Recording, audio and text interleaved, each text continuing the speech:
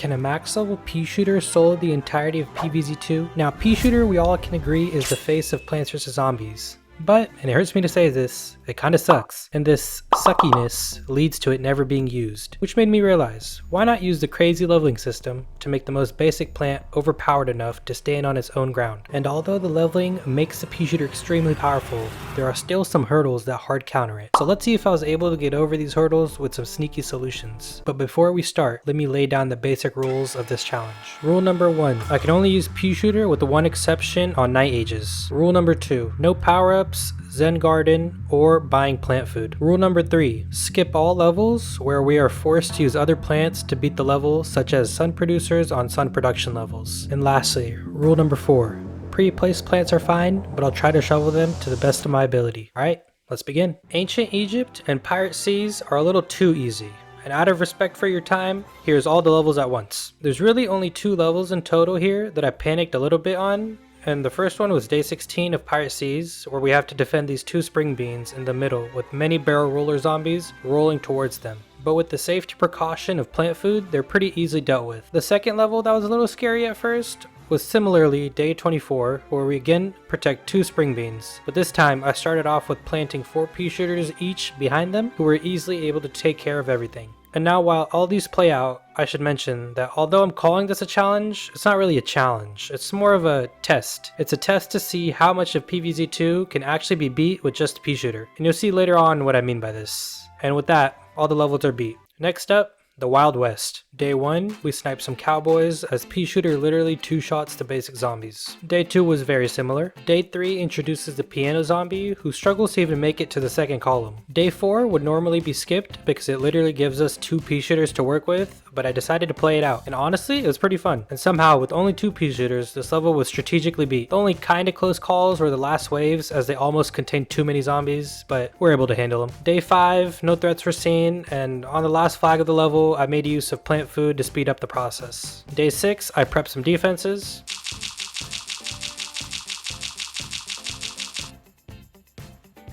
Day 7 contained a fair amount of these semi-tanky zombies, but even they couldn't make it past the second column. Day 10 had zombie chickens who actually impressed me because they were able to overwhelm the Peashooter's attack speed and get some solid hits off. But since these Peashooters literally have 900 health, this wasn't a problem. That's almost 1/3 of a walnut. And while I'm on the screen, let me show you its other crazy stats. It costs 25 sun, has a recharge of 2.5 seconds, and it does 110 damage per shot. Although all of these are impressive, the craziest of these is probably the sun cost. I know I'm not using sun producers, but even if I did have them, it wouldn't make any difference, since the sun dropping from the sky is literally enough sun production for me to be constantly placing Peashooters. Day 11, we had the limit of 500 sun, and we beat it by only using 125. Day 13 was a little weird because I had 3 layers planted and felt secure, and then suddenly this guy took a leap of faith, which scared me, but then he landed and just died. El Bozo. Everyone, please make fun of him in the comments. Day 14 again, only the chickens were able to do some damage while the others were decimated. Day 15, we could lose 2 plants and we lost 0. Day 16, I heavily overprotected this walnut. Day 17, I protected some flowers with no difficulty. Day 18, too many defenses were prepped.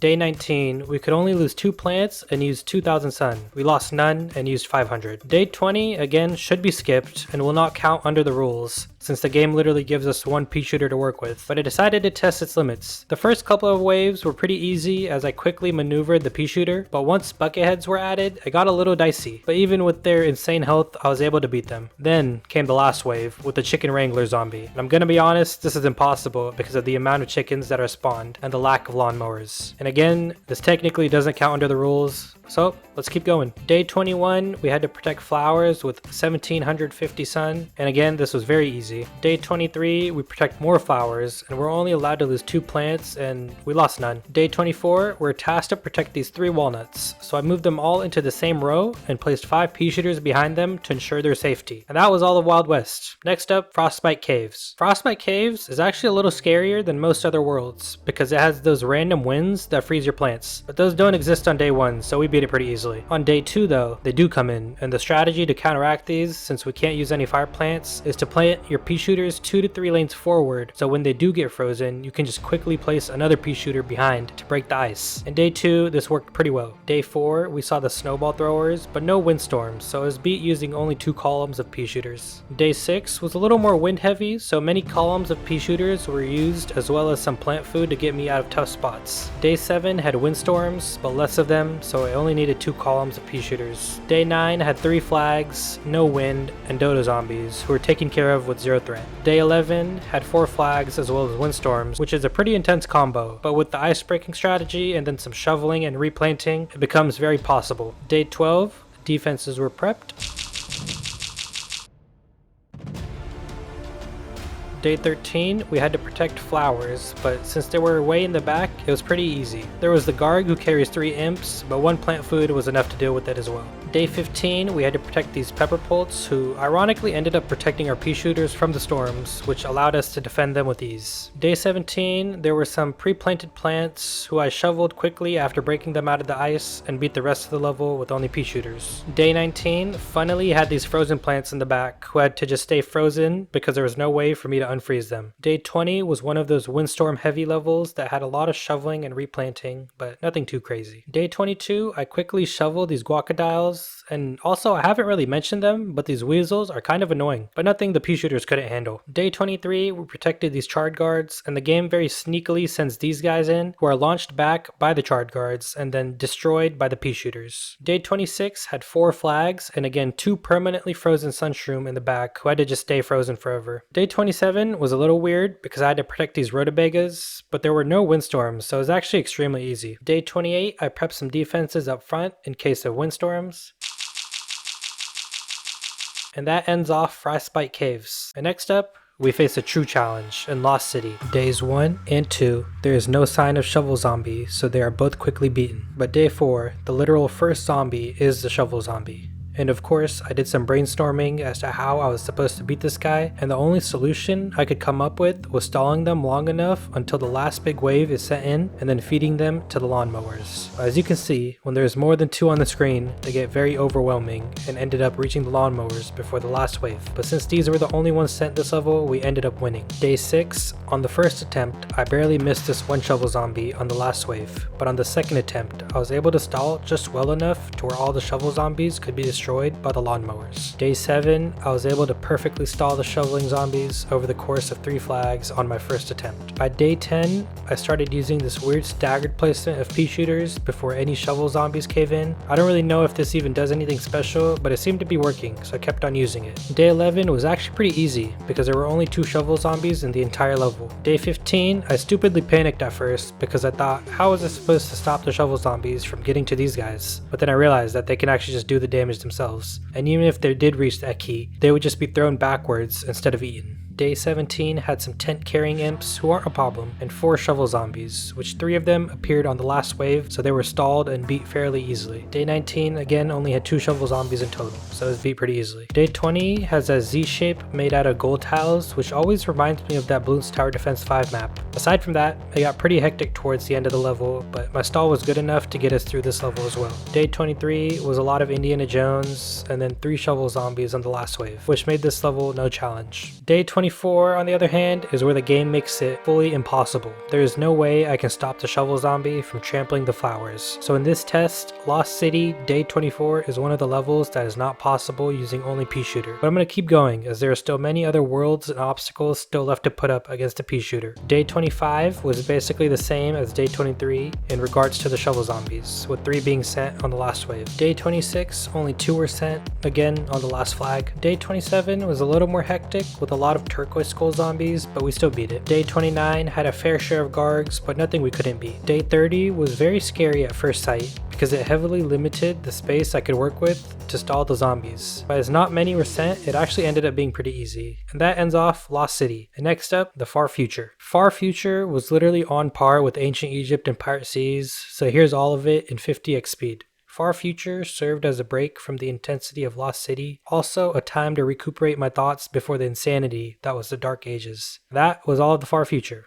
Next up, Dark Ages. In the Dark Ages, like I said, there would be an exception, and that is Gold Bloom, since the sun it produces at level 1 is equal to the rate the sun drops from the sky in the other worlds. Night 1 of Dark Ages was pretty easy, as only the basic zombies were sent. Night 2 was very similar to Night 1, but just more bucket heads. Night 3, still no sign of Jester, so again, pretty simple. Night 5 is where the havoc starts, as this Jester in the bottom middle lane went super speed tornado mode after catching the peas from the Peashooter, which allowed it to get very far and take the lawnmower, and right after, another Jester was sent in the same lane. So I was forced to restart this level. On my second attempt, I placed the Peashooters very carefully and would shovel them as soon as the Jester appeared, so that the Jester couldn't go tornado mode and I could strategically stall them out until the last wave, very similarly to the shovel zombie. And with the strategy, this bottom middle Jester was stalled very effectively, and the rest of this level was beat. Night 6 was a little scary because the Jester was sent in every lane, and it became very overwhelming, to the point where they reached the lawnmowers before the last wave was sent. But thankfully, this last wave didn't consist of any Jesters, so I was spared on the first attempt of this level. Night 7 was one of the few levels with no Jesters, so it was beat very easily. Night 9 though was the most annoying level of this entire run.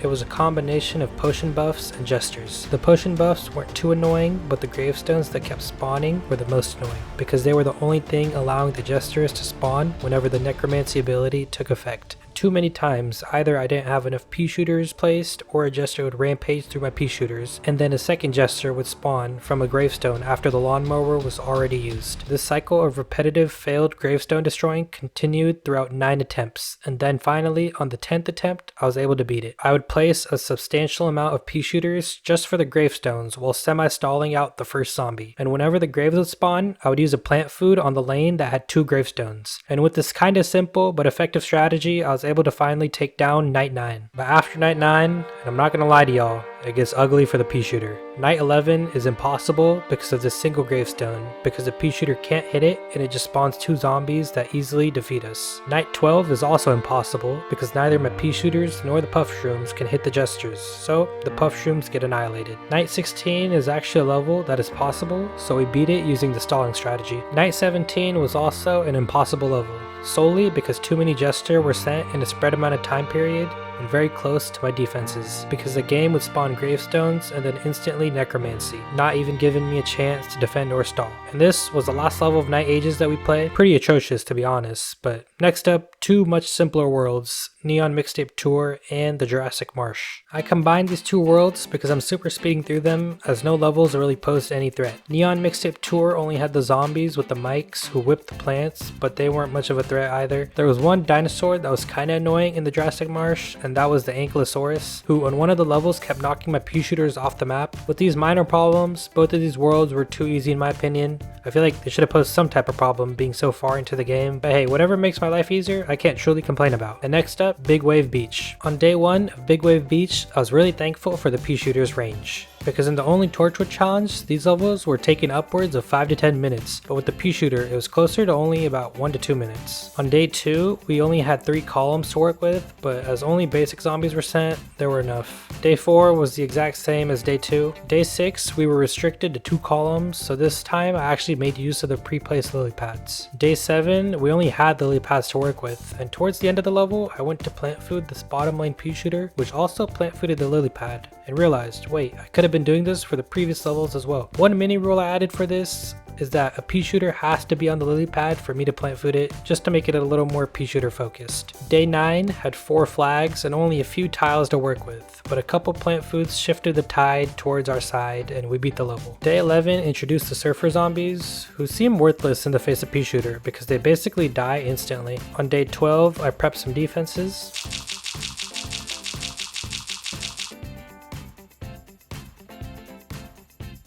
Day 15 is also another level that is impossible when using just Peashooter, mainly because of these snorkel zombies, who make the potato mines explode instantly. Day 17 had octo zombies, who are usually really scary to see, but put up against these Peashooters, they were actually very easy to deal with. Day 19 was nothing special, I just planted Peashooter in all the available spots, which was more than enough to deal with the entire level. Day 20 was a little scary because we almost got overwhelmed in the top lane, and also a Garg with 2 back-to-back octo zombie were sent, but 2 well-timed plant food were enough to help us through this level. Day 22 is an easy level because the game gives us 3 whole columns for our Peashooters, which I quickly make use of, and also some Peashooters on lily pads, and these are enough to fend off the zombies. Day 23 is always one of the more fun levels in these challenges because you get to use the banana launchers in your defense, which is a fun little change of strategy and pace. But day 25 we're back to normal and given 3000 sun to defeat a certain amount of zombies in a certain amount of time, and the extremely high damage and low sun cost of the Peashooters easily complete these challenges as well as the rest of the level. Day 27 seems intimidating at first, but we're given a plant food pretty early on, which we quickly make use of because this fisherman is sent, and later another plant food finalizes their defense for the rest of the level. The fishermen are still scary, but not nearly as much as they were against the Torchwood. Day 28 is a frightening level where we can only lose 5 plants, but we actually ended up beating it without losing any. Day 29, some measly defenses are prepped, and the 4 plant food given to us is very helpful in getting the other much needed defenses down, which help us beat the entire level. Day 30 was the day we lost the Torchwood challenge, but contrasting to that, the Peashooters made this seem not like a challenge at all, as all the fishermen and octozombies get easily destroyed. And that was all Big Wave Beach. Next up, modern day, and I'm so very much excited to see the shovel and jester zombies again. One major thing that I like about modern day is the freedom it gives you in placing plants. There's close to no obstacles blocking tiles, so you basically have the entire map to work with. Of course, in exchange, the zombie lineup is much more chaotic and random. Day 1, some far future tanks spawned very close to my defenses, and I got a little close, but I was able to plant food fast enough to negate the use of a lawnmower. Day 2 had big wave beach portals spawning octozombies, and normally this would be the worst portal, but with Peashooter we want more of these rather than any Lost City or Dark Ages portals. With no challenges this level, we easily took it down. Day 4 only contained Far Future and Neon Mixtape Tour zombies, which if you remember were 2 of the easier levels, so these 3 columns of Peashooters were easily able to fend them off. Day 5 included zombies from Neon Mixtape Tour and Lost City, which had me a little scared because the number of shovel zombies could truly range anywhere from 0 to 10, and chances are there would definitely be some, but as the level reached the last wave, we actually ended up seeing 0. A dub's a dub. Day 7 introduces the newspaper zombie, who I was confident the Peashooters could beat, but they beat them so easily that I was kind of astonished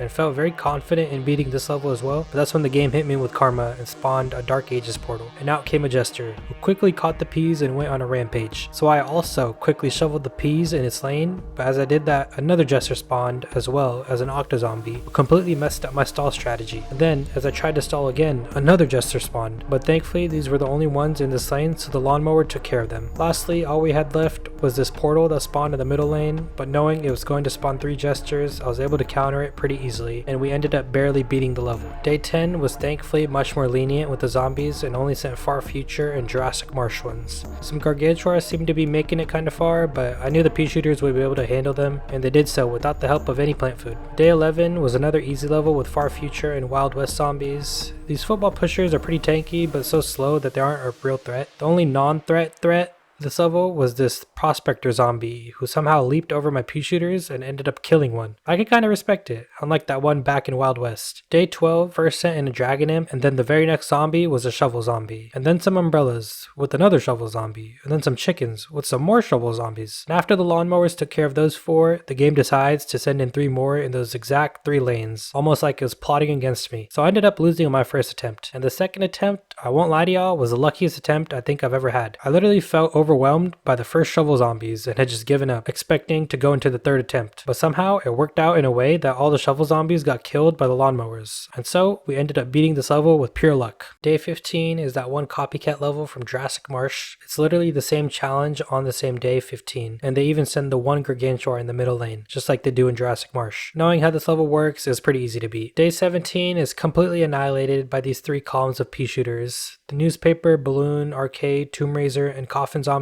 stood absolutely no chance. Even this poor raw zombie at the end. Day 18 had a good variety of zombies, and the funniest were these bulls, who would just be about to start running and immediately die. Except for this one at the end, who actually ended up making it pretty far. Other than that, this level was pretty easy. Day 20 has some gold tiles that I don't really make use of since I don't need the sun, and the zombies sent are mainly from the Wild West, Neon Mixtape Tour, and the Jurassic Marsh, all being fairly simple to beat. Day 21 introduces the All-Star zombie, who is very scary because it makes it pretty far, so you always end up sacrificing a Peashooter to stop its movement. Besides the All-Star, there were a couple annoying high damage dealing zombies towards the end, but they're also also beat pretty easily. Day 23 was a much simpler level with mainly big wave beach zombies, which the octos are dealt with normally, and then I would end up using plant food to kill the deep sea gargs. Day 24 is mainly just focused on the imp punt mechanic, but the Peashooter's 900 health is enough that they don't die from the explosive imps, making it a pretty simple level. Day 26 saw a lot of Peashooter deaths with the combo of the All-Stars and the Neon Mixtape Tour Gargs, but I was quickly replacing them, so none made it to the lawnmowers. Day 29 was the most I was impressed from the zombie side, because this Garg, Microphone Whipper, Balloon, and Raptor combo, but I was still able to beat the rest of this level pretty easily.